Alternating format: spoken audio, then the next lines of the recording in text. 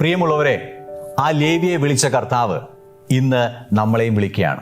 ഇന്ന് എന്നെ കേൾക്കുന്ന നിങ്ങൾ ആ വിളി കേട്ട് നിങ്ങളുടെ ഹൃദയങ്ങളെ കർത്താവിലേക്ക് തിരിക്കുന്നുവെങ്കിൽ ഇന്ന് നിങ്ങൾ സ്വർഗത്തിന്റെ അവകാശിയായി, നീതിമാനായി ദൈവം നിങ്ങളെ ഇന്ന് പ്രഖ്യാപിക്കുകയാണ്. ഇതല്ലാതെ ഈ കർത്താവിൻ്റെ അടുക്കിലേക്ക് വരുവാൻ യാതൊരുവിധ മാർഗവുമില്ല.